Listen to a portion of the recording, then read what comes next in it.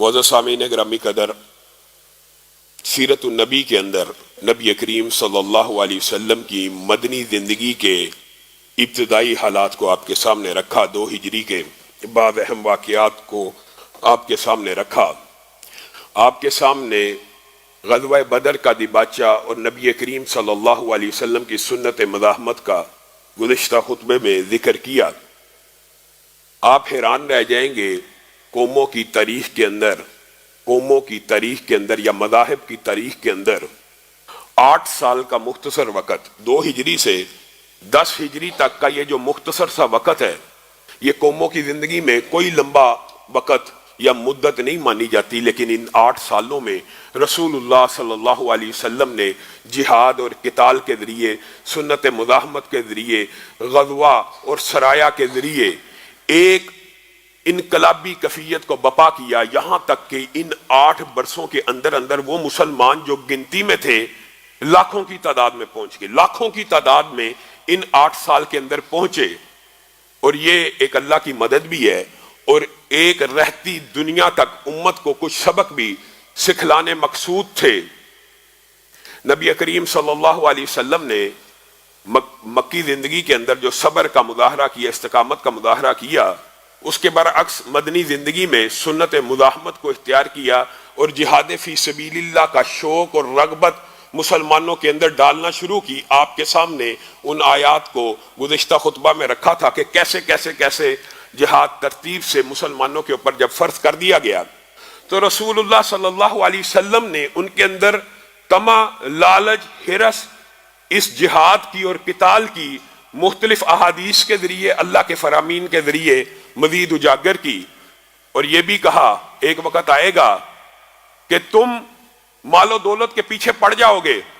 گائے بیل کی دموں کو پکڑ لو گے، یعنی زراعت کی طرف توجہ کر لو گے، دنیا کے پیچھے بھاگنا شروع کر دو گے، مال و دولت کے انبار اپنے گھروں میں لانا شروع کر دو گے، ذلت اور پستی تمہارا ایسا مقدر ہو جائے گی، تمہارے نصیبے میں آ جائے گی کہ جب تک تم اپنے دین کے اوپر واپس نہیں آؤ گے تم کبھی عروج نہیں پاؤ گے۔ آج مسلمان انہی حالات کا شکار ہیں۔ وہ دین میں واپسی کیا ہے؟ تو رسول اللہ صلی اللہ علیہ وسلم نے فرما دیا وہ جہاد فی سبیل اللہ ہے۔ بعض جگہ جہاد فی سبیل اللہ کو دین بھی کہا گیا، اور دین میں واپسی، دین میں پورے کا پورا آ جانا، اس سے مراد بھی جہاد فی سبیل اللہ بعض حدیثوں میں لی گئی۔ جب تک تم جہاد فی سبیل اللہ کی طرف نہیں لوٹو گے تمہاری عظمت رفتہ واپس نہیں آئے گی۔ اور یہاں پر یہ بات گزشتہ خطبے کے آخر میں رکھی تھی کہ من مات ولم یغزو ولم یحدث نفسه بالغزو مات علی شعبۃ من نفاق، کہ جو بندہ دل کے اندر بھی دشمن کے ساتھ لڑائی کی پریپریشن یا تیاری نہ کرے۔ ایک بات یاد رکھیے، شریعت کا ایک مزاج ہے کہ شریعت دشمن سے ہر وقت ملاقات کی خواہش کی طرف متوجہ نہیں کرتی۔ شریعت کا یہ مزاج ہے کہ بندہ ہر وقت دشمن سے مدبھیڑ یا دشمن کے مقابلے کی دل میں خواہش نہ رکھے،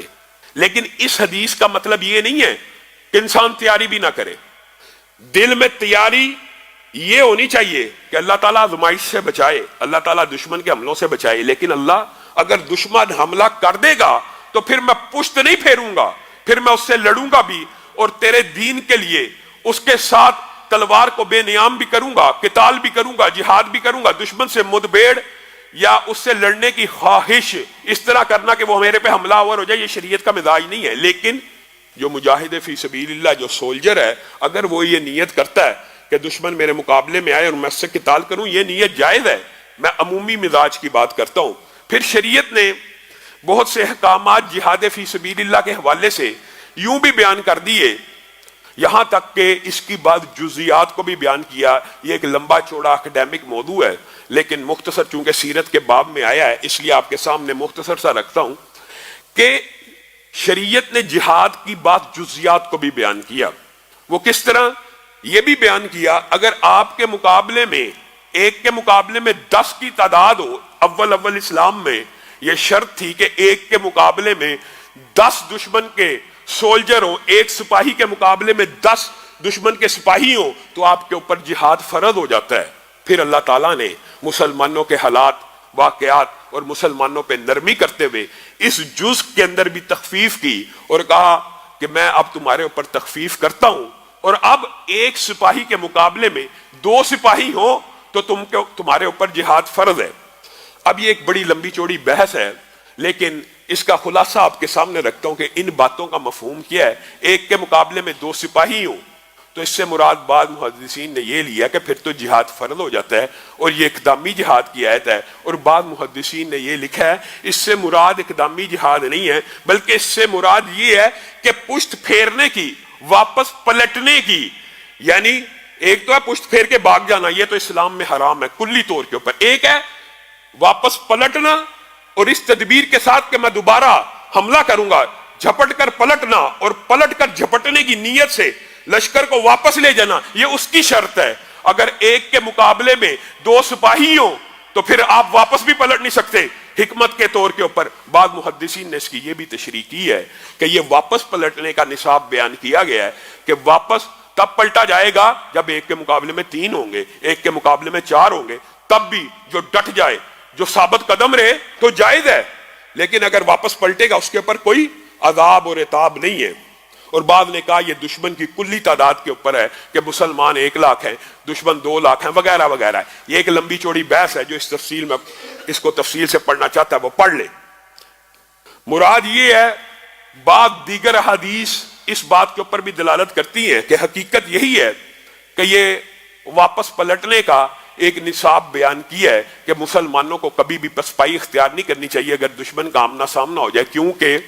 7 ہلاک کرنے والے گناہوں میں ایک ہلاک کرنے والا گناہ یہ بھی ہے کہ جس دن میدان جنگ لگا اور تم پیٹ پھیر کے بھاگ جاؤ، اور اللہ رب العزت کو بھی اور نبی کریم کو بھی یہ عادت بڑی بری لگتی تھی۔ آپ نے وہ 3 صحابہ کا مشہور واقعہ پڑھا ہوا ہے کہ جب دشمن میدان کارزار میں تھے اور وہ میدان جنگ سے پیچھے رہ گئے، ایک لمبا چوڑا واقعہ قرآن پاک میں ان کا بھی آتا ہے، اور استغفار کے حوالے سے آپ نے وہ واقعہ اکثر اوقات علماء سے سنا ہوگا۔ تو بنیادی طور کے اوپر اسلام کا یہ مزاج ہے، اگر دشمن سے مدبھیڑ ہو گئی، اگر دشمن آمنے سامنے ہو گیا، اب پشت نہیں پھیرنی۔ اب یہ وہ حدیث ہے جس کو پچھلے جمعے کے آخر میں بیان کیا کہ پھر عمر کا بھی احساس نہیں ہے۔ ایک انسان سوچے جی میں 50 سال سے اوپر ہو گیا ہوں، تو رسول اللہ صلی اللہ علیہ وسلم نے تو جہاد کی ابتدائی 55 برس کی عمر کے بعد کی ہے، تو اس کا مطلب یہ نہیں ہے کہ کوئی بزرگ ہو گیا یا بوڑھا ہو گیا ہے۔ اس حدیث کا اطلاق ہر ایک کے اوپر ہے، چاہے کوئی 60 سال کا مسلمان ہو، ہاں جو کوئی معذور ہے، جو کوئی اندھا ہے، جو کوئی لنگڑا ہے، جو کوئی معذور ہے، جو کوئی اپاہج ہے، جو کوئی کمزور ہے، جو کوئی کسی بیماری کا شکار ہے، اس کے اوپر کوئی حرج نہیں ہے۔ لیکن اس کے علاوہ مسلمان کی عمر چاہے 70-80 برس کیوں نہ ہو، تندرست ہو، اس کے دل میں بھی یہ تیاری ضرور رہنی چاہیے کہ اگر کبھی دشمن حملہ کر دے گا تو میں اس جنگ میں شامل ہوں گا، اور یہی شریعت کا مزاج ہے اور یہی مسلمانوں کا مزاج ہے۔ اور اس کی مثال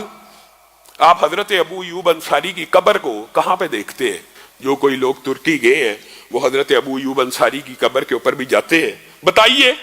کہاں مدینہ ہے، کہاں ترکی ہے، کتنی عمر ہے، 70-80 برس سے بھی اوپر ہو گئے ہیں۔ قبر کہاں پہ بنی ہے؟ مجاہد فی سبیل اللہ ہیں، قسطنطنیہ کے قلعے کے نیچے قبر کو بنایا گیا، اور کہا وصیت بھی یہ کر کے گئے تھے کہ میری قبر اس آخری مقام پہ بنانا جہاں مسلمانوں کے فتح کے گھوڑے آخری ٹاپوں کو لگائیں، یعنی آخری سرحد کے اوپر۔ اور پھر مسلمانوں نے جب وہاں پہ قبر کو بنایا تو اعلان کیا یہ صحابی رسول کی قبر ہے، اے کفار کے لوگوں، اے روم کے لوگوں، یاد رکھنا یہ صحابی رسول ہے، یہ ہماری سرحد یہاں تک ہے، فتوحات یہاں تک آ گئی ہیں، اس سے ایک قدم بھی آگے بڑھے تو اور لشکر آئیں گے، تمہیں خاک و خون میں نہلا کے چلے جائیں گے۔ کسی کو جرت نہ ہوئی، کتنے عرصے بعد دوبارہ لشکر آئے، پھر مسلمانوں نے فتوحات اور کی، لیکن کسی کافر کو بھی یہ جرت نہیں تھی کہ ابو ایوب انصاری کی قبر سے آگے بھی گزر جاتا، ایک قدم آگے بھی رکھ لیتا یا اس کی بے حرمتی کر جاتا۔